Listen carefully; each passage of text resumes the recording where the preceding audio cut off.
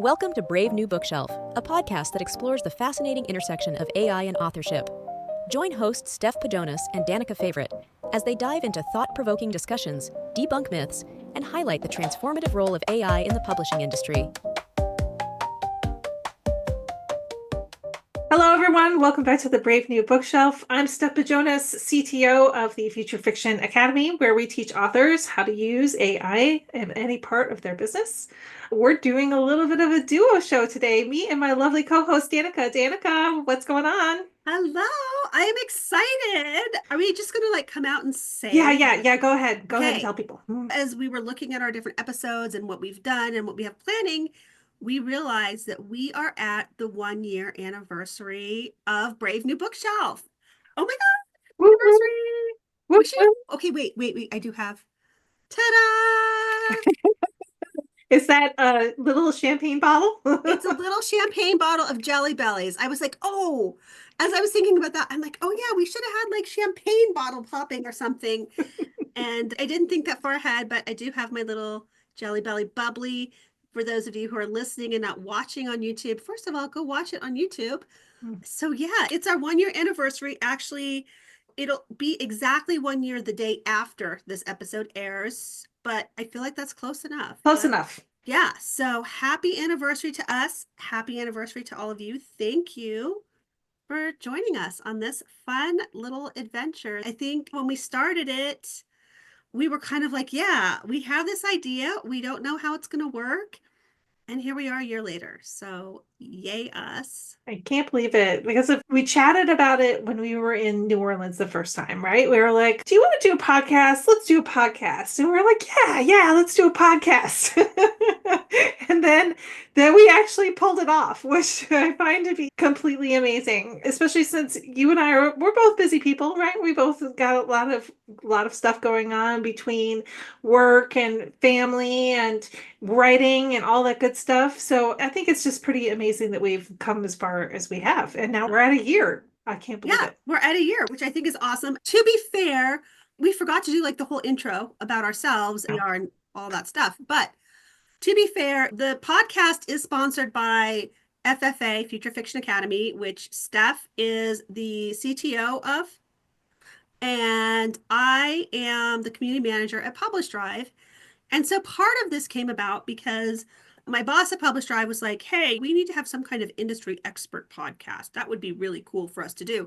And I'm like, I don't know what we could talk about. I don't know what to do. I feel like there's a lot of great industry podcasts out there. And then when Steph and I were talking and we're like, wait, what an industry podcast that the industry needs is an AI podcast about publishing. There are a million AI podcasts out there. That was always our goal, was talking about AI and publishing, because that obviously is a huge passion for Steph and the Future Fiction Academy.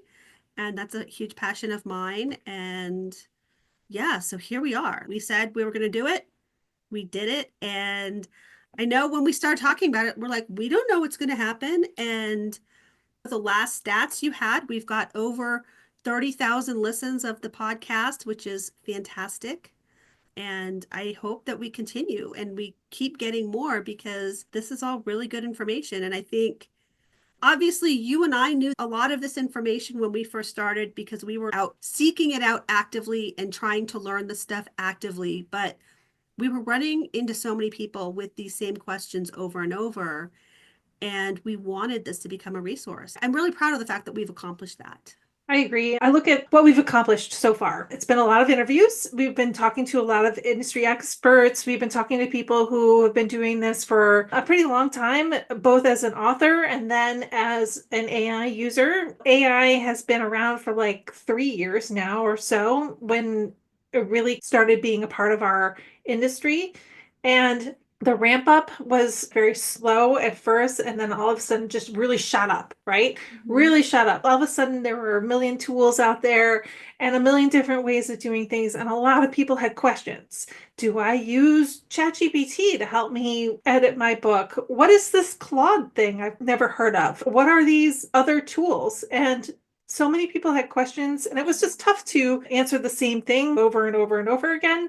So, one of our goals with this podcast was to give people a base of knowledge about AI and publishing, at the very least, just to like know what was out there, know what was going on, know what people were using by interviewing people and hearing their processes and what they were using. Sometimes you don't know what you don't know. And as soon as you hear somebody say something like, oh, I use AI to help me process my transcripts and give me a first draft of a nonfiction book that I'm working on, you're like, oh, I didn't know that that was a thing, that I could do that. And then that becomes the basis for a new idea, for a new part of your business. And that is what we keep hoping to foster every single time that we talk to somebody new or we bring up something new on this podcast. For me, it really touches a part of my soul that loves to help people and and help them learn and to educate. So I love the fact that we've managed to do something with this podcast that has really helped authors. Yeah. And I agree because I think I have that same passion. I think that's why we're friends. That's why we do this together is I want to educate people and I want to help people. And there is so much misinformation out there. And also things change really fast. I remember when we first started, literally, like this is 90% of why I started exploring AI for my writing is I wanted a tool that could build me a story Bible of my different books. You remember this, you're smiling and laughing because this was what I wanted to do because I had this series of books. They were not connected, but I needed story Bibles and information about them so I could figure out how to connect them. And back then, back when we started, such a tool did not exist. Right. You couldn't do it. And we kept playing with it. And I've tried all of these different manual methods of doing it. Now, there are multiple tools, multiple ways that if I plug my books in, I can get those story Bibles. The irony of all of that is now I don't have time to do that. So I will eventually get there.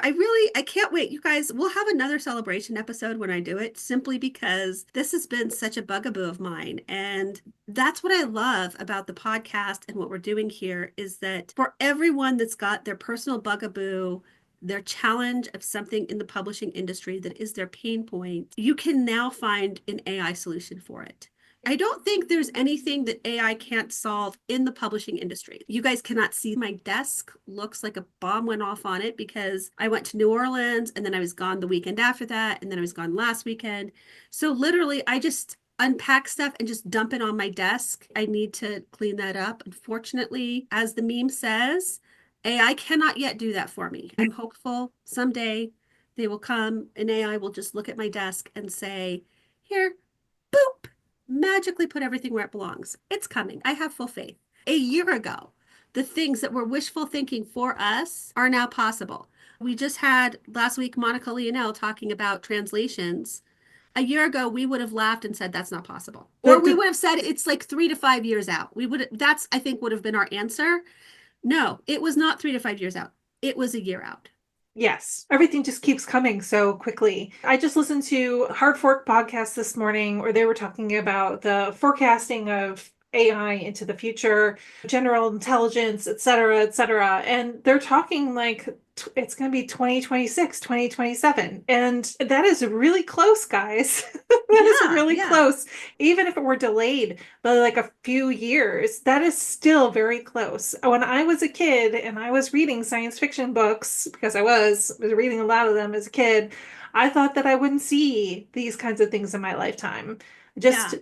I just didn't. And now here we are. We're on the precipice of things happening. And now that we have a lot of these tools that are centered around language and understanding language that can help us also with our business, I just don't see any way to move forward without these tools in my life. Right, right. And like even simple things. I know earlier you were talking about how AI really just came onto the scene just a few years ago. The thing is, it's been here all the time. We just became more aware of it then. And the reason I'm thinking about that is I have been dictating my books for years. I think about 7 years. Even back then, those were those early language models that were being used to help transcribe my dictation. And back then it was terrible in terms of the cleanup, and how many of you remember like How to Train Your Dragon and those classes to train dragon dictation to understand how you speak. And now I don't have to do any of that. I just speak into my phone. It gives me something that is 90% there. And then I can pop that 90% into ChatGPT and get it darn near close to 100. I'm still not at 100, and there's still some things that I have to fight with it over. But what used to be this really long process for me of hours and hours of transcription cleanup, or very expensive to send to someone else to clean up, now it's just like boom. And I think that we're really living in exciting times. And that's why I want to continue educating people about AI, being there at the forefront of this. And we're not even at the forefront, even though we aren't, because every day we're like, oh my gosh, wait, this has been around forever. Okay, let's learn about this. But I want to be here and in the space because it's so cool. And all the things that we thought couldn't be done now are possible. I'm super excited about the future for us because of the fact that we now have so many options. We now have so many ways that we can move forward with these tools. You can probably find ways to make your process so much easier and so much more fulfilling because of the fact that you get some time back by automating and giving as much to the AI tools as you can. At least that's how I'm seeing it right now. You just talked about getting time back, and I just said I don't have time, but you know what I have time for now? I have a social life. Ooh. Right? Like I was sitting there thinking, I'm going to write every day. And I'll tell you what, I've had coffee with friends this week, and I've done like things that I couldn't do this before. And now, honestly, I have to get back to that work social balance because I think I'm too heavy on the social side. But wow, I have time for this. And one of the things I was thinking as you were talking, and this is something we didn't talk about beforehand, so I apologize in advance, but I think you'll like it, is we always ask our guests, like, what does your workflow with AI look like? And you and I talk a lot about our workflow in the podcast. So, number one, I want to hear about your current workflow, but I'm also interested to see how, over this past year, how has your workflow changed? Oh my. That's a loaded question. I'm sure that whatever I'm about to say next is going to get me canceled in a lot of places. But here's the thing, like you said, oh, I know this is going to get me canceled in a lot of places, but I remember when we launched this podcast, you and I were like, holy crap, we are about to blow up our careers because of all the hate we're going to get for this. Did that happen? Nope. No. And in the whole year that we've been doing this, you and I, like today, before we were talking, you said, oh, I had to delete and block one person who was making mean comments. So in the past year, we've had one person. You know what? Go ahead and say the thing that you think is going to make you get canceled, because I don't think so. We staked our personal and professional reputations on that a year ago. It hasn't happened, so I have faith in you. Say Okay. it, Okay. Okay. So like a year ago, I was basically having conversations with the AI, usually Claude. It was probably Claude around this time, where I would go back and forth with it, pantsing my way through a book. I would say, okay, like my character is doing this, that, or the other thing. Give me 500 words. It would give me 500 words. I'd edit them, give it back to the AI, move on to the next part of the story. And I would just do that over and over again until I had a whole book, right? Now I've moved on to a lot of automation. I've been working with a tool called N8N.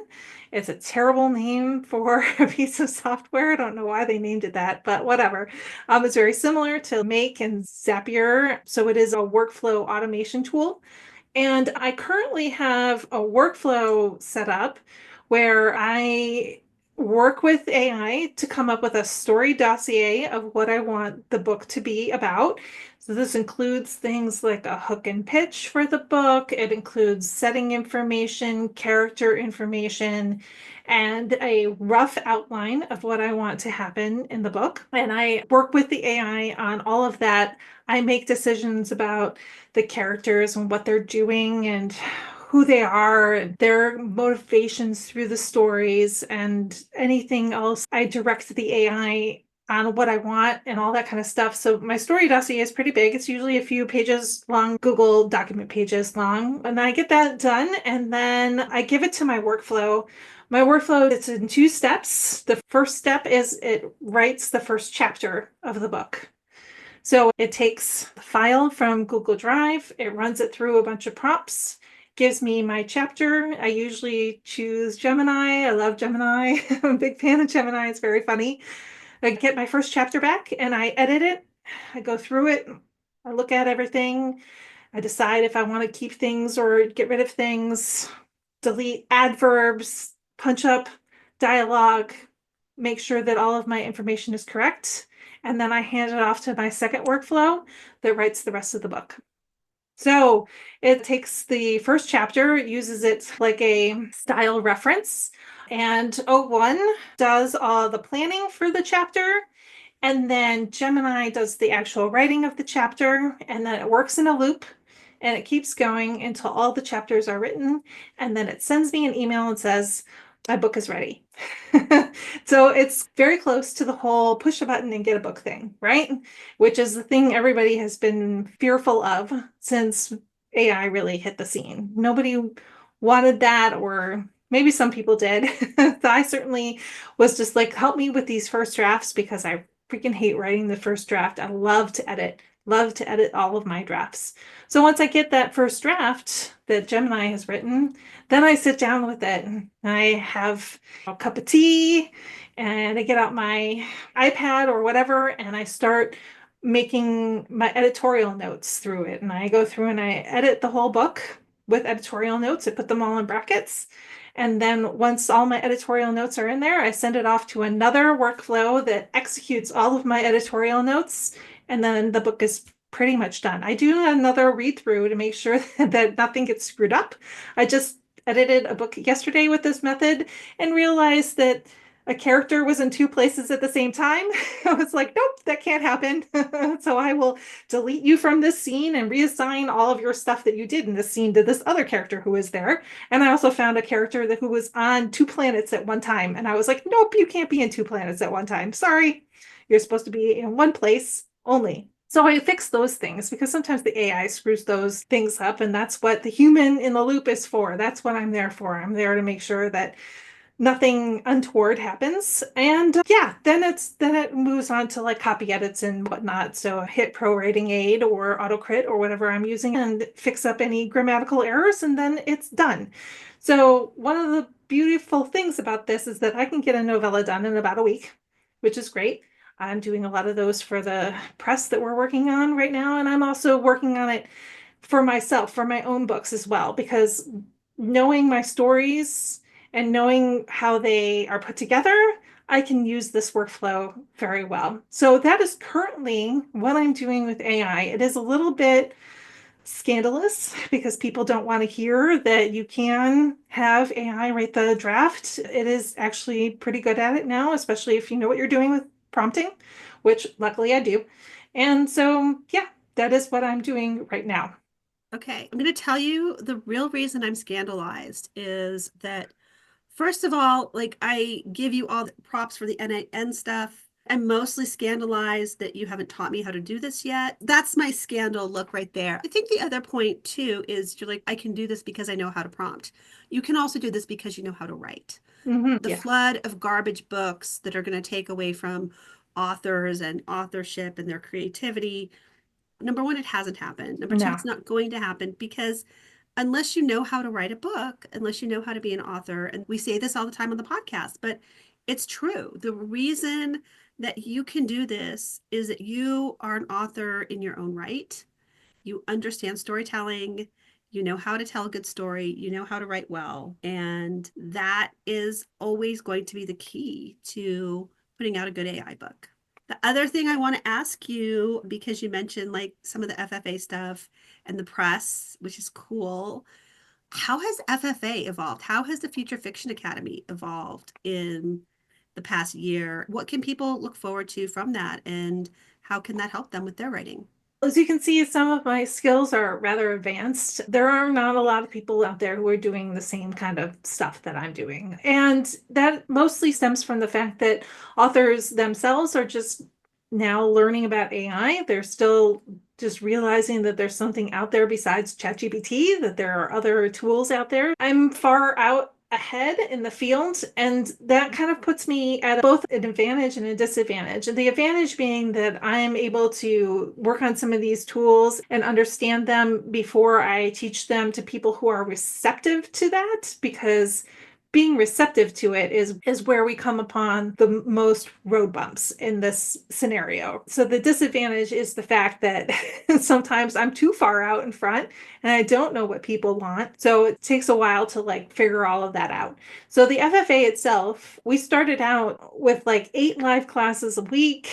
We were jamming, we were doing lots of stuff that people had never seen before. We called it a lab to begin with. It became the mastermind, where we were teaching people live all week long, taking those live classes and then recording them and sticking them in Teachable. And over the past year, we decided to close the mastermind to new people because we found that us and the mastermind members, we were so far out ahead of everybody on the field that it was hard to bring in new people to that because it was so advanced that it was scaring them, it was scaring them away. They would come in and see this fire hose of information and they would freak out pretty much and not do anything or leave. Okay. So we decided that it was best just to close it for the time being and instead to concentrate on some self-contained standalone courses for people so that they could just come and they could learn things in bits where they needed it the most. We are also working on an author accelerator, which will hopefully be up in like May, June-ish, where people who are new to this can come in and start learning from the very basic building blocks of this knowledge about AI. And I think that over the next couple of months, we're going to see that the stuff that we're offering is great for like all different levels of people, because you'll be able to come in and learn something new with the accelerator. And then if you can graduate and come and are really into this, we can let you into the mastermind too, because it's like a funnel that goes from one thing to the next. So it's definitely come a long way. We're definitely doing new and interesting things. And between me, Elizabeth, and Stacy and Joe, we're always coming up with ways that we can leverage the stuff that we've learned so far or the systems that we've already built to come up with other tools for people as well. So I think you're going to see a lot from us in the coming year. That's awesome. I'm Mhm. excited. I'm excited. I'm excited too. I want to hear about what has been going on for you and how your writing has been going as well, because I know that for you, you've been in and out of several stories over the last couple of months and the last year. And I know you've had also big life changes that have led to some things. So let's talk about you and what you've been doing. First of all, yeah, the life changes have been huge. And the truth is that I have not had the mental capacity to do anything with my writing and to write, which is super hard because I want to write. And we talked about you getting into AI writing because of the brain fog from COVID. I am a lucky person in that I have never had COVID, knock on wood. But what I do have, and Steph and I were talking about this previously, is I'm in perimenopause, which I just got to see a specialist about this. And she was like, yeah, the brain fog is normal. And no one talks about that. Yeah, that is actually what you're going through is incredibly normal. Of course, you don't have the capacity to do all of these things. And she's got some solutions for that. But it was really interesting because I do have the brain fog from that. Also, I just went through a very acrimonious divorce, and that took all of my mental energy and just sapped me of my strength and the brain fog and the ability to think through things. And then, of course, more recently, which I will be very careful in how I say this, but there's also the political situation in our country, which is very taxing, very mentally draining. And for those of you who are feeling that and don't understand why, I promise you that's what it is it takes so much energy to deal with all of these things that feel really hard and for some people feel very hopeless. And all of that takes a huge toll on your creativity, on your ability to write and be creative and make your words make sense. For me, I had that triple whammy going on. I couldn't write and I haven't been writing. So AI was a great way for me to start playing with stories and playing with ideas and at least keep my writing skill up. I have not really been writing except for bits and pieces here, but I got to do stuff with AI and it made me feel better about myself. It made me feel like I can't do the thing I want to do, but let me play with AI that at least is keeping those skills up. I've talked a lot about in the different episodes about the importance of our skills as writers and critical thinking to be able to analyze what the AI is coming up with. I haven't really reached any of those goals. I did finish my first AI assisted book, which was fantastic. It still needs a lot of work, so someday it will come out. It really has helped me as I've honed who I am as a writer because you don't go through this kind of life change that I've been through without significant changes to who you are as a person. And part of that for me has been just dialing down on my values and what's important to me. And what I have felt like over the past year or so with my writing is that it's been flat. It is missing something, and I haven't been able to figure out what it was. When Steph and I were in New Orleans and we were talking, I thought of a really cool story idea that I started working on. We actually sat and wrote together. I wrote my first chapter of this new book. I'm now at 3 chapters, by the way. I know, celebration.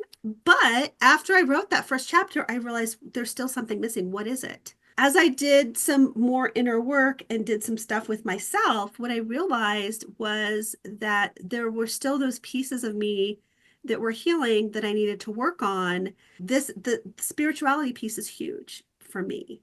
I am a very spiritual person. I need that piece in my books, and I was leaving it out. Mhm. And so I actually took what I wrote and I put it into ChatGPT. I used O1 because that's the reasoning model. And I said, hey, this is what I have. This is what's missing. What do you think? Chat gave me this really amazing analysis of what was wrong, what I needed to do, where it needed to go, and fixed it. And it was so great because I finally felt like, aha, I found myself as a writer again. Part of that, again, was my skill as a writer, but also saying to the AI, this is what I think, this is what's going on, what do you think? And having a dialogue, because I know from talking to you about your process, it isn't just about putting something in it, spit something out, and then putting it up for sale. It's that ongoing dialogue. And even that process of getting that dossier built of what goes in the story, it's not just here, give me an idea. It's here's an idea, here's what it's based on, here's the knowledge, here's all of these things, all these pieces that you're putting in. It's like baking a cake. I haven't heard the terminology from the FFA in a while, but they used to talk about like the bakers and the gardeners and all of this. But you have to, as the writer, put in all the ingredients that you think are important and make a good story. And then you bake your cake. It's not just, hey, ChatGPT, give me a cake. It's here, ChatGPT, here's all the ingredients,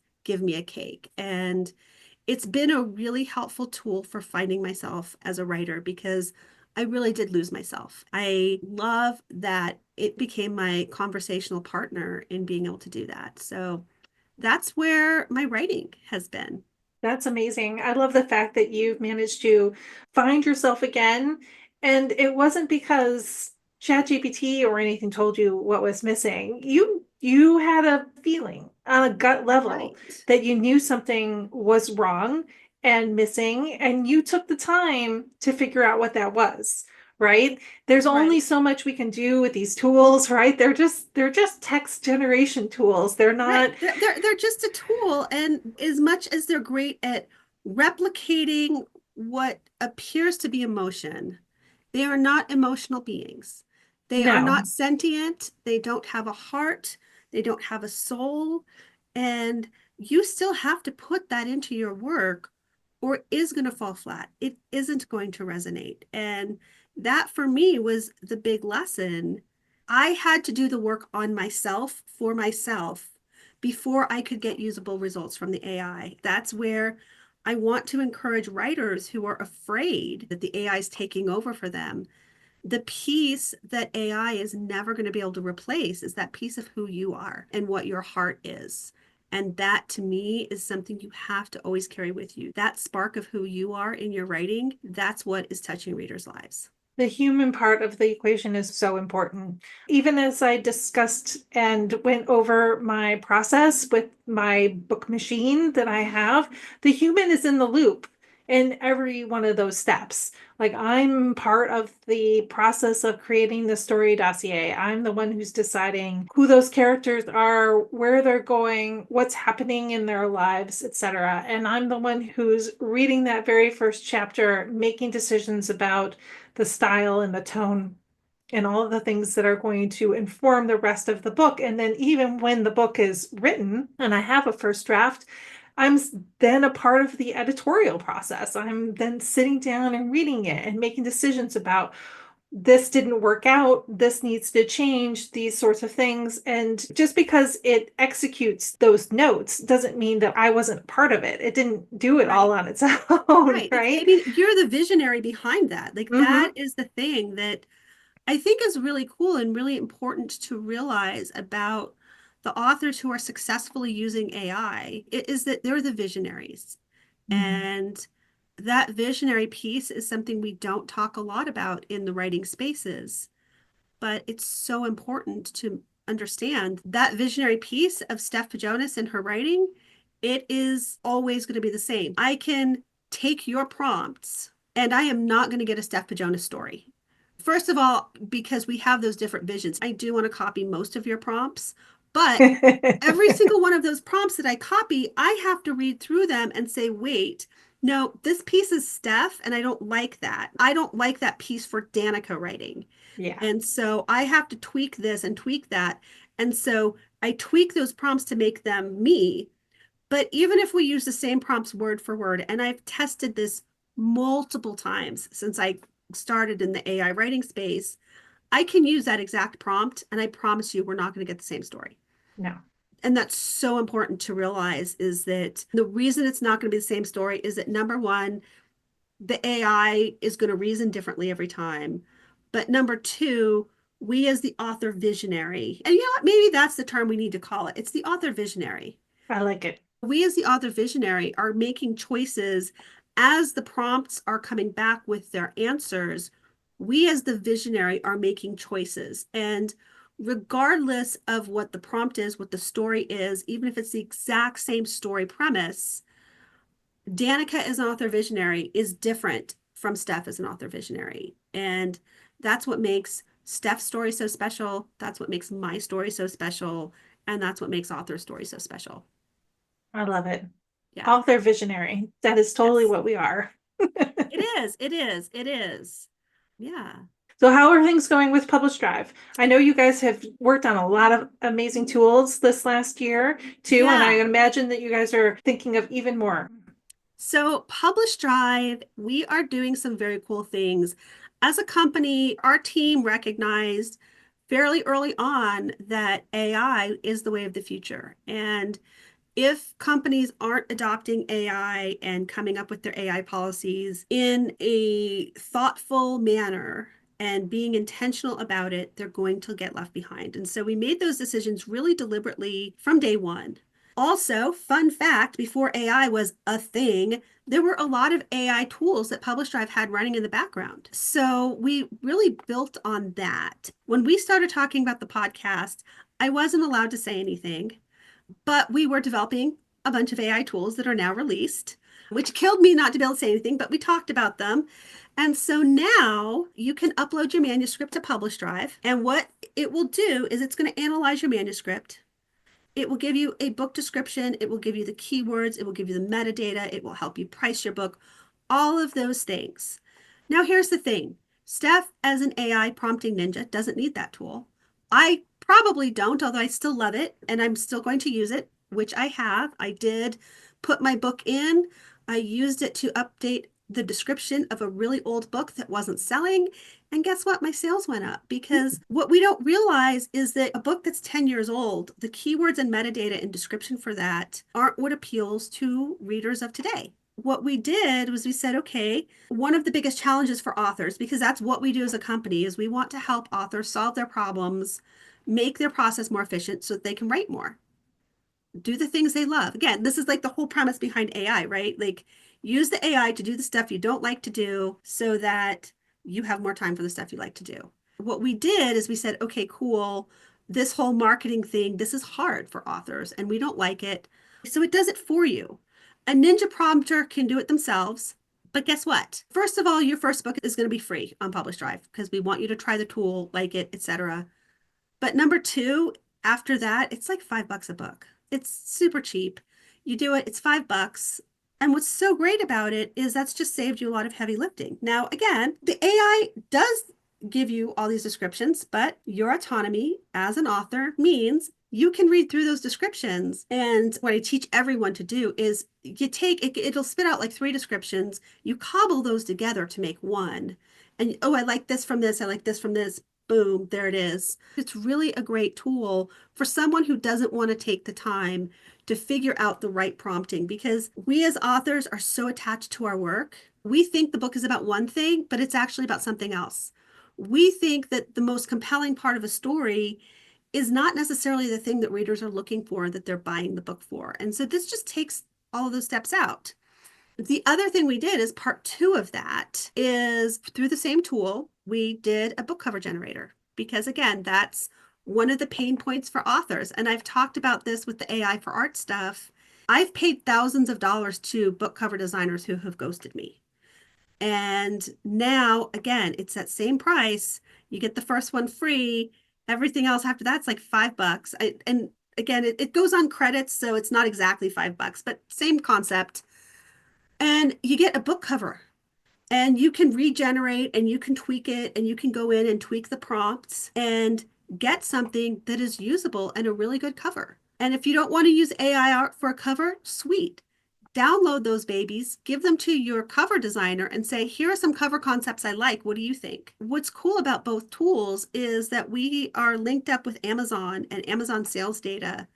So it's based on what's selling on Amazon. It's pulling out the keywords, the metadata, the cover image ideas based on the types of things readers are looking for and buying on Amazon. So that's what we've done over the past year, which is super cool. And again, ninja prompters, they don't need this tool. Some of the ninja prompters who looked at the cover design tool were like, I can do that better on Midjourney. Yeah. But if you're somebody who isn't really great at that and you're like, you know what, I just want someone to do it for me, here's an option for you. I love this because it gives people options. You just need options sometimes. If you're new to this, maybe you just want ChatGPT and a couple of tools that you spend a little bit of money on for things like the blurb and the cover or whatnot. And then you just do that and it works well for you and your business. We had Dana Sacco on here and we were talking about those kinds of things, those little things that you can do for your business to make it really shine. It doesn't have to be super expensive. It can just be a one-off situation every now and then. So I like the fact that this gives people options. And that's where I'm at too. As someone who is strapped for time, I'm still terrible at doing AI covers because I don't have the right vision to know what's going to look good. Or I can just say, boom, here's $5, do it. Actually, I don't say here's $5. I talk to our CTO and I say, give me more credits. You're on the inside. It's okay. I'm on the inside. I do have a little bit of pull there, but I think that is what is important is again, picking those pieces of the business and picking the pieces of AI that you want to learn. Steph can be a ninja at all this stuff because she's got the time to learn all of this. This is literally her job that she spends 12 to 14 hours a day, knee deep in the AI world, learning new AI stuff, which is why it's so great that she can put this all out to everybody else. I don't have 12 to 14 hours a day to do that. I still have some time because again, like this is part of what I do. Mm-hmm.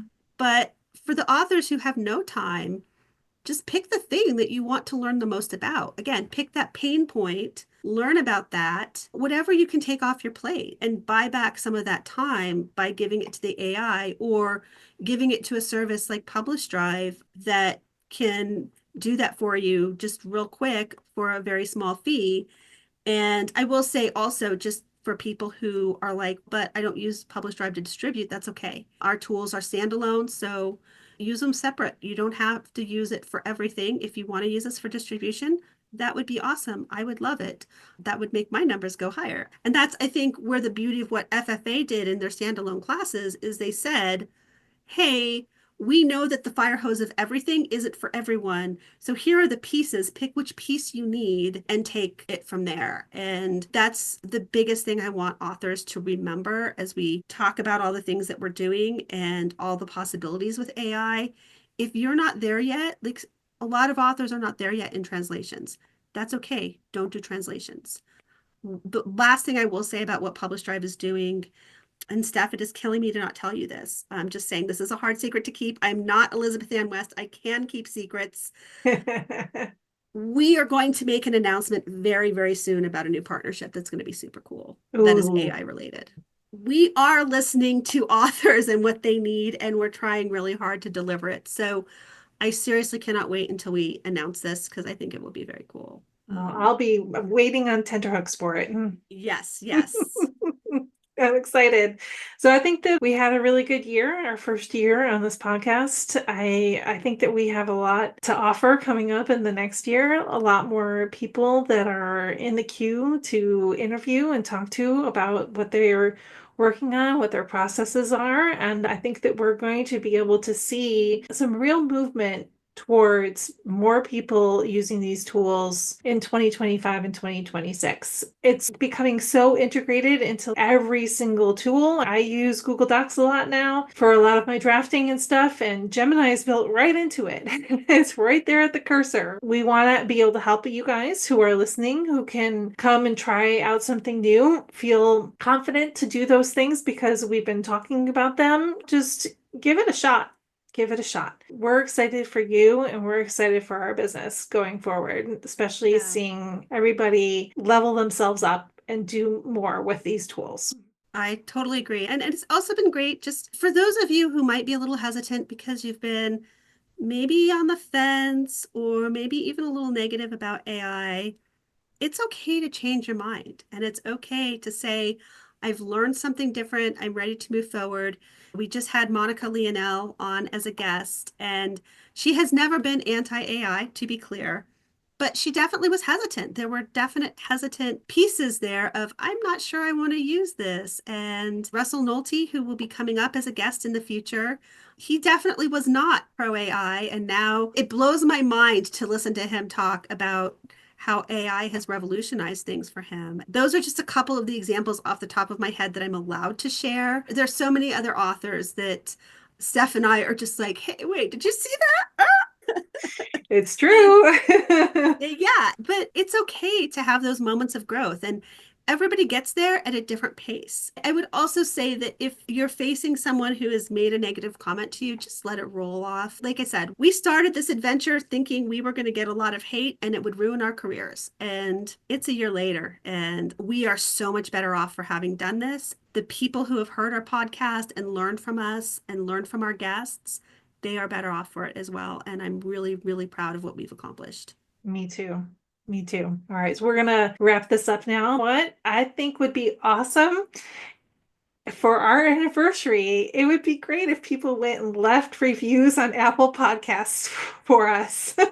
I'm laughing because I was just like, I listen to a lot of podcasts. I love a lot of the podcasts that I listen to, which are like all about like news, business, AI, fiction, etc. And so sometimes I'll open up my app and I'll be like, oh, look at all these star reviews they have. And then I go to ours and we don't have any yet. So I'm here to ask, to plead that you go and leave us a review on Apple Podcasts. Let us know how we're doing. We would love to hear from you. Don't also forget that we have a Facebook page and we are on YouTube as well. So come and like and subscribe there as well. And am I missing anything, Danica? I'm sure we have another thing I'm forgetting. Yeah, I think right now we just are mostly focused on Facebook and YouTube and obviously the Apple Podcast. I'm glad you mentioned that because literally I have a note on here that says, Steph told me to remind her to mention this thing that we're supposed to mention. But what I didn't do is say what this thing was. It just says this thing. So I'm glad you mentioned that. Really, if you feel like this has been a beneficial podcast to you, please make sure that you are liking, subscribing, sharing, watching on YouTube. We just had the Derek Slayton on talking about monetizing on YouTube, and not that we ever anticipated this to be making us any money, and it's not. Both of us personally and our companies are putting money into this podcast. Monetization on YouTube would be super awesome. Yeah, And maybe someday. Maybe yeah, someday. like it would be cool to be able to hire someone that we're not paying for to do like editing and things like that for us. So, and Certainly. we're happy to do it for free. We've been doing it for free, but like, so don't like feel like, oh no, they're suffering and they're going to go off the air. No, No. but we're always going to be here for you and we'll figure out ways to make that work. But yeah, if you are getting something out of this, please like, share, subscribe, all of those good things. And the one thing I haven't mentioned that I usually try to mention is that if there are topics that you're like, hey, you haven't addressed this, or we would like to learn more about this, please make sure you leave a comment or message one of us and reach out to let us know that, because we really do want to put information out there that you're looking for that is going to be a benefit to you. A lot of the guests we reach out to, we do so because someone has said, gosh, I wish we could learn more about X, Y, or Z. And I'm like, okay, who do we know that does this? Where can we educate and how can we support each other? Because that's why we started it and that's why we're always going to continue it. We're going to continue propping up people and leveling them up with all of the knowledge that we have. And we'll be doing that a lot in the coming year. So everybody, thank you so much for listening to us for the last year and hopefully for many years to come from this. Yes. We'll be, of course, back with the next episode with a guest, and we'll be talking with them about something completely awesome and extraordinary. We already have a few that are banked up and are sitting in my Zoom. I gotta get them down and get them edited. So I'm excited to see how you guys like all of these people that are coming up. Yeah, I'm excited too, because like I said, I already teased that Russell's coming on, but we have some really cool guests coming up. Like Steph said, we have a bunch of episodes already banked that we've recorded, and I just looked at some people who have booked to record some more episodes. I remember thinking, how on earth are we going to get enough guests for our podcast? And every time someone books, I'm like, oh my gosh, this is the perfect person. People need to hear from this person. We're getting a lot of really cool stuff, and I can't wait for you guys to see what we have. Me too. So come on by bravenewbookshelf.com. Check out the show notes from this episode and all of our past ones. We're on all of the major podcast applications and we are on YouTube. So you can come and watch us from the beginning if you want to. There's plenty there for you. From both me and Danica, have a fantastic week and we will talk to you guys again soon. Okay, All right, bye. Bye. Thanks for joining us on the Brave New Bookshelf. Be sure to like and subscribe to us on YouTube and your favorite podcast app. You can also visit us at bravenewbookshelf.com, sign up for our newsletter, and get all the show notes.